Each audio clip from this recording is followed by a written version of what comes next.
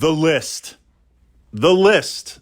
The list is your miniatures in a wargaming system, whatever that system is going to be, where you are going to try and win the mission goals, while at the same time preventing me from winning the mission goals. And usually preventing winning the mission goals, being a war game, is destroying, blowing up, removing miniatures from the table. And this idea behind the list is we are selecting units that are going to allow us to unfold a certain tactica on the table. That is kind of the focus of most list building. Sometimes you will build a list based around a theme first, and then from there you'll build on it to figure out how it works. A perfect example of this, if you've been following my channel for some time, back in the day, Way of Sam Han, playing Warhammer 40K, Eldar, aka Space Elves, I wanted to build a jet bike army, a skimmer army. I really like the lore behind it. I like the miniatures. Didn't really care how they played. They're much, much better now, but at the time, they really weren't very good in terms of a unit. But the entire army was built around that first. I just said, how am I going to put down the maximum legal amount of jet bikes, Vipers, wave serpents, fire prisms? And I guess then I'll figure out the tactica to how it works. Not the most optimal, but that's one way to build lists. And then there's these sub-lists where you have a very specific tactica and you select units to build that.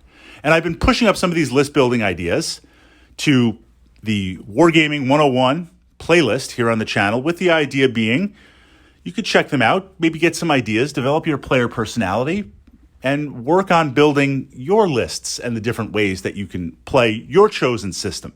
So we're looking this outside of a system. Hero Hammer. That's what we're going to explore in today's vlog. So Hero Hammer is this idea where most games, perhaps outside of historical games, where the units are very, very set, very, very fixed, because we're trying to recreate a historical battle, you'll have some sort of in-game currency. Power points, squadron points, gold coins, battle value, tonnage, whatever it's going to be to purchase your units. And based on the army, based on the faction, you'll select your units. Hero Hammer is where you select the maximum amount of units. You take all those, we're going to just call it points, and you buy the most powerful units possible. Often we'll see like a really powerful tank or something that's really, really elite. You pour all the points into this. You then look at your wargaming system and you look for synergy. Synergy is where one unit can buff another unit, or something can join a unit and allow you to get rerolls or additional dice, or improve the stats in some way. And specific examples would be a little bit challenging at this point because of the variety of systems. But you're going to have your Hero Hammer most powerful units. And from there, you're going to look at other units that might buff those units or work with those units. You're going to include them. Only the ones necessary to buff. And then you're going to take a very, very small amount, a minimal amount of points, very minor, and invest it in units, the minimum amount of units, the weakest, cheapest units that can accomplish mission goals. I mean, a mission goal might be to have a unit on a table quarter. It might be to grab an objective. It might be to control a certain point on the table, the minimum. So you've got these really, really powerful 2, 3, or 4 superhero-like units. Then you've got supporting units that are just going to buff or enhance. And then you've got the bare minimum, the absolute bare minimum, because all of our points we're pouring into those other aspects. This Hero Hammer list, you're going to go around and with these powerful units, just try to destroy the weakest units that you can. The weakest. Now, this is kind of a paradox, right? I've got these super powerful units, and I'm going after the weakest units. Yes, you're going to go after units that you can easily destroy every single turn. Every turn, whatever a game turn is, you need to be wiping out, not damaging, not causing some shock, not taking morale, not, Battletech blowing off an arm. No, you need to, the turn is over, I've destroyed, if I have 3 or 4 Hero Hammer units, I've destroyed 3 or 4 of your units. So the odds are best in your favor to gang up on units that are weak. Units that are very strong, you'll eventually chew through them, maybe in 2 or 3 turns, or you might destroy it 1 turn, but they'll significantly damage or reduce or minimize your hero hammer unit. You're going to look to destroy. This, every single turn, you need to be out there earning by destroying. You're going to keep your opponent busy doing this. You're going to gobble up their units. They're going to throw everything they can at trying to stop these hero hammer units. They eventually will be destroyed, hopefully by the mid to end game.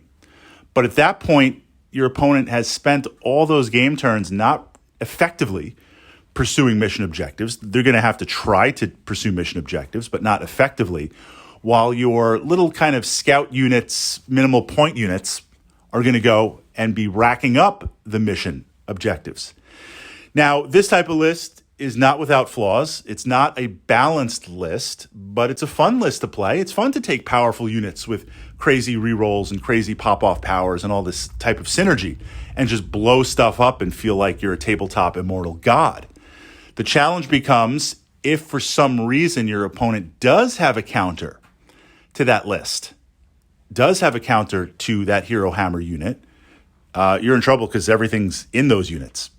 They get stopped, they get removed, they get destroyed, you've got nothing left. You're also very vulnerable with those 2 or 3 little minimal scoring mission objective type units. They are very vulnerable. They are not powerful. They are not supported. Everything you're not supposed to do in wargaming, they are. So you're going to have to be very careful with how you use them and how they operate on the table. So this type of list, when it works, it's godlike, it's a lot of fun, and it's very frustrating for your opponent.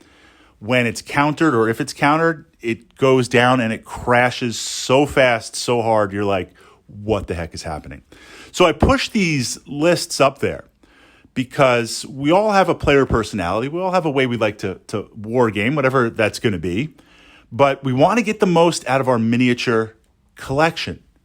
And if you're part of a gaming club or a gaming group, it's nice sometimes just to try different things. Yes, we want to win every time. Absolutely. It's a war game. It's a competition.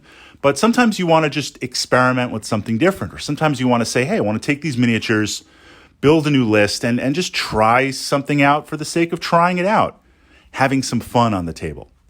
And you might find some of these kind of sub-lists that I'm pushing out there, you might find, hey, I kind of like this list. I like playing it. I like the idea. So being aware of how it works, what the strengths are and what the vulnerabilities are in playing an unbalanced list.